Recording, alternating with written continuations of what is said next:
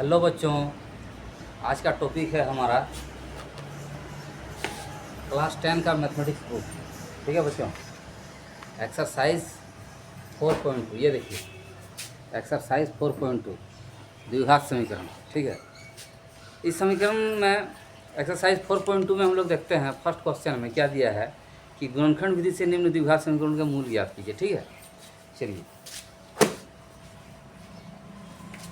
Exercise 4.2 में कहता है बच्चों कि गुणनखंड विधि द्वारा निम्नलिखित समीकरण के मूल ज्ञात करना है। ठीक है, फर्स्ट में क्वेश्चन क्या है, देखिए फर्स्ट में क्वेश्चन दिया है x² - 3x - 10 = 0।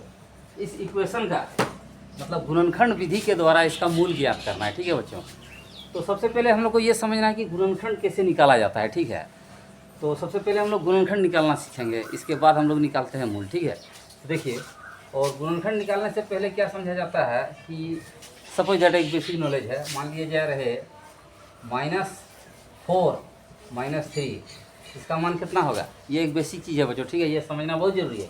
ये यदि नहीं समझिएगा तो गुणनखंड आप लोग नहीं समझ पाइएगा। ठीक है, माने -4 - 3 कितना हो गया, इसका वैल्यू तो -7 होता है, ये तो ऑलरेडी हम लोग जानते ही हैं।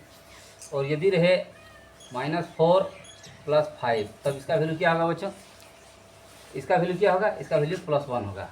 ठीक है, अब ये यदि नहीं समझते हैं तो इस बेसिक चीज़ को भी एक बार हम समझा देते हैं। ठीक है, मान लीजिए यहाँ पर है -4 - 3। ठीक है, ये -4 मतलब क्या हो गया, ड्यू हो गया, और -3 मतलब ड्यू हो गया।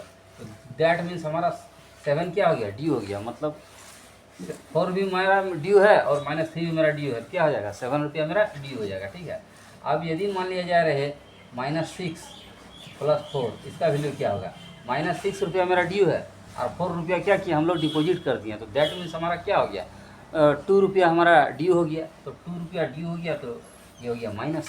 ठीक है, समझ में आ गया। अब सपोज दैट रहे 16 + 20, -16 + 20, तो इसका मतलब क्या हो गया, -16 रुपया ड्यू है और 20 रुपया हम लोग क्या किए, डिपॉजिट कर दिए। तो दैट मीन्स 4 रुपया डिपॉजिट हो गया, तो इसका मतलब क्या हो गया, 4। ये हो गया प्लस, प्लस तो हम लोग नहीं लिखते हैं। ठीक है, चलिए, और यदि रहे -7 - 5, तो क्या हो गया, -7 - 5 डी हो गया। दैट मीन्स हमारा -12 रुपया डी हो गया। ठीक है, चलिए, ये बेसिक चीज़ है, इस बेसिक चीज़ को समझा दिए। इस बेसिक चीज़ को आप लोग नहीं समझिएगा तो ये द्विघात समीकरण, तो ये गुणनखंड समझने में थोड़ा प्रॉब्लम होगा। ठीक है, इसलिए इसको समझ लीजिए, इसको तो आप लोग जानते ही होंगे। ठीक है, चलिए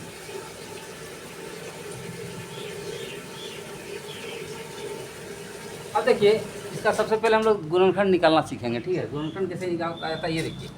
सबसे पहले क्या देखते हैं, ये x² - 3x - 10 है। ठीक है, तो x² ये किसका मल्टीप्लाई है, ये कुछ नहीं है, तो दैट मीन्स 1 है। ठीक है, मान लिया जा रहे 2x²। ठीक है, तो x² का मल्टीप्लाई क्या हो गया, 2। यदि रहे 3x², तो x² का मल्टीप्लाई क्या हो गया, 3 हो गया।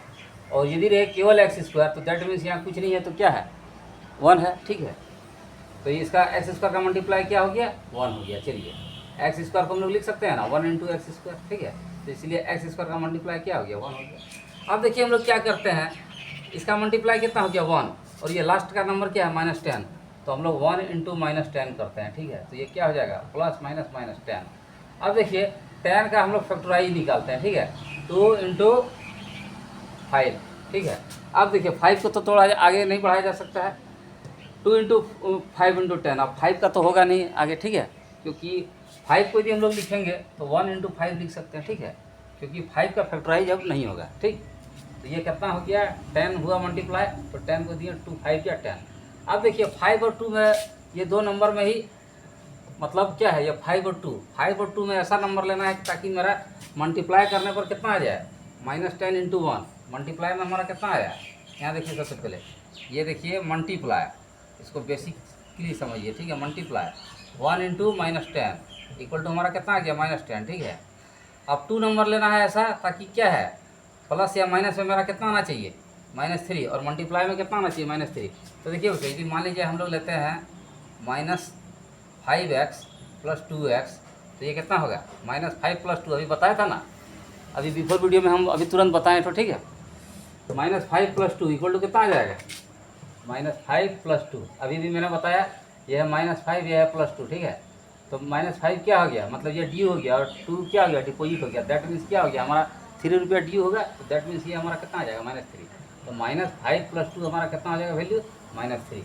चलिए, तो ये जो -3 है, तो -5x + 2x को यदि लेके चलेंगे तो यहाँ मेरा कितना आ जाएगा -3x और -5, और यदि +2 को यदि मल्टीप्लाई करेंगे तो कितना हो जाएगा -+- 10।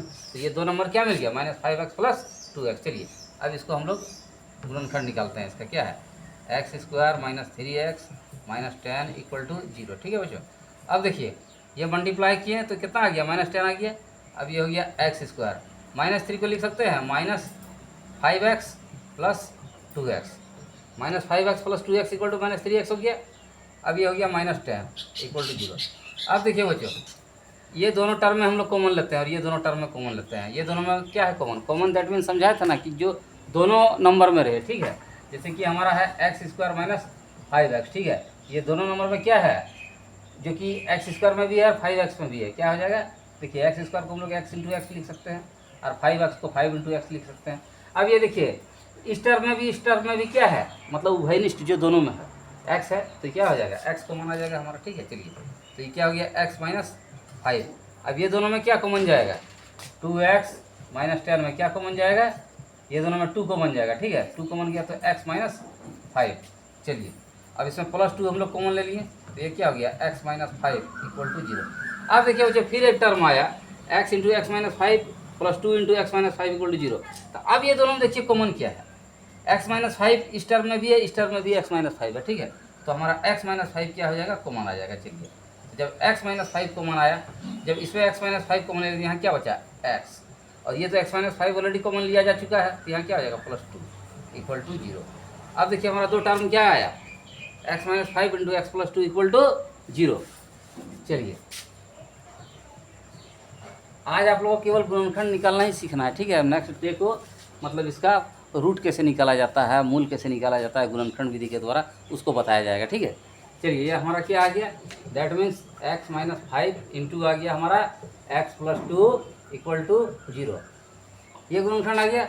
अब चलिए फर्स्ट केस में चलते हैं।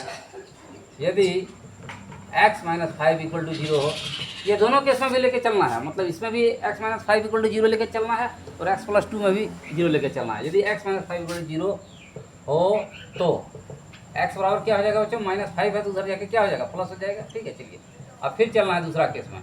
यदि x + 2 = 0 हो तो क्या हो जाएगा बच्चों x ये प्लस है इक्वल टू के उधर जाके क्या हो जाएगा माइनस हो जाएगा -2। ठीक है बच्चों, इसलिए x का वैल्यू हमारा क्या क्या आया 5 और -2। ठीक है, तो ये हमारा क्या निकल गया गुणनखंड विधि के द्वारा हमारा मूल निकल गया। ठीक है, चलिए यहाँ क्वेश्चन में क्या कहता है, देखिए गुणनखंड विधि से निम्न द्विघात समीकरणों के मूल ज्ञात कीजिए। दैट मीन्स मूल हमारा क्या निकला x = 5 और -2। ठीक है, चलिए एक और क्वेश्चन बताते हैं 2 नंबर, इसके बाद हम लोग नेक्स्ट डे को 4.2 का टोटल क्वेश्चन सॉल्व करेंगे। ठीक है, चलिए इसका स्क्रीनशॉट लीजिए, स्क्रीनशॉट लीजिए इसका।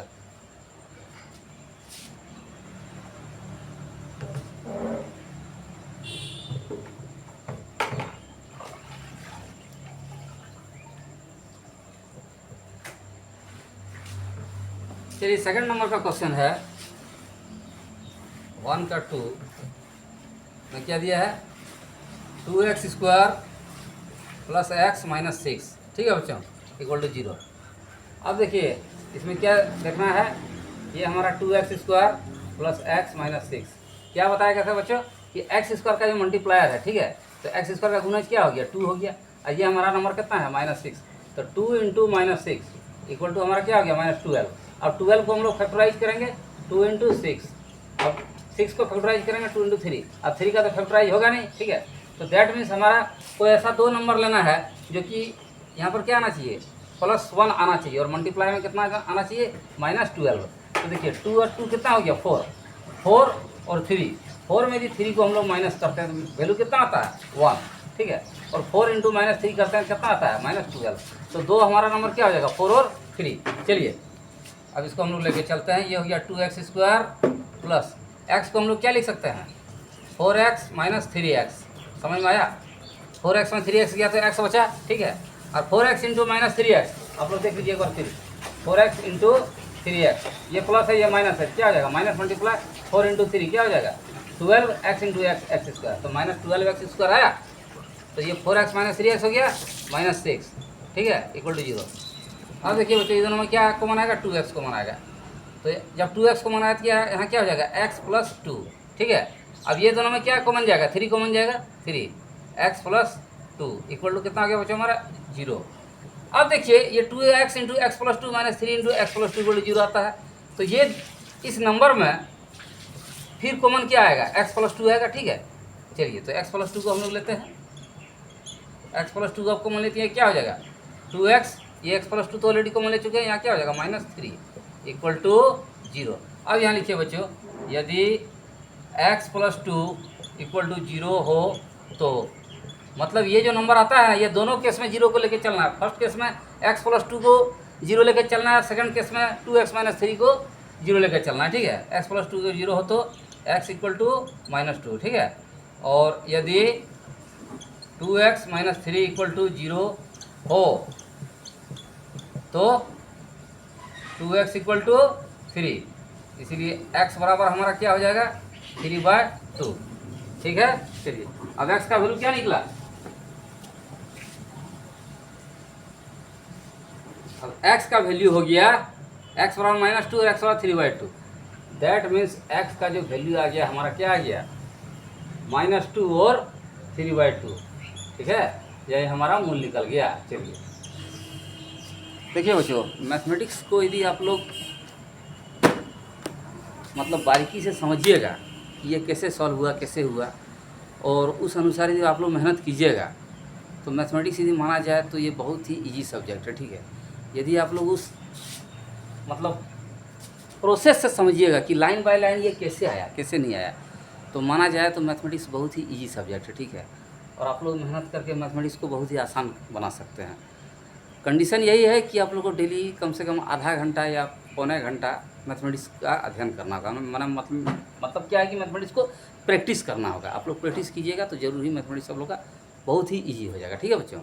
चलिए तो हम तो प्रत्येक वीडियो में यही बोलते हैं कि मैथमेटिक्स को डेली बनाइए, मतलब आधा घंटा पौने घंटा, मतलब एक मैथमेटिक्स बनाने का आदत मना हो जाना चाहिए कि नहीं हमको मैथमेटिक्स बनाना है। जिस तरह होता है ना बच्चों की खाना खाने का आदत डेली होता है ना कि नहीं आज तो खाना खाना है, नहीं खाएंगे तो रह नहीं पाएंगे। इसी प्रकार मैथमेटिक्स का एक नशा आप लोग बना लीजिए कि ना डेली मैथमेटिक्स बनाना है। डेली मतलब आधा घंटा बनाइए, 20 मिनट बनाइए, 1 घंटा बनाइए, लेकिन डेली इसको कंटिन्यूटी रेगुलरिटी बना के रखना है। इससे क्या होगा बनाते बनाते मैथमेटिक्स में एक इंटरेस्ट आप लोग आ जाएगा। जब इंटरेस्ट आ जाएगा तो मैथमेटिक्स बहुत ही ईजी हो जाएगा, ठीक है। बस मैथमेटिक्स केवल प्रैक्टिस ही मांगता है, आप लोग प्रैक्टिस कीजिएगा तो मैथमेटिक्स बहुत ही आसान हो जाएगा, ठीक है बच्चों। चलिए तो बच्चों हम लोग नेक्स्ट वीडियो में मिलते हैं, ठीक है। तब तक के लिए बाय बाय, ओके।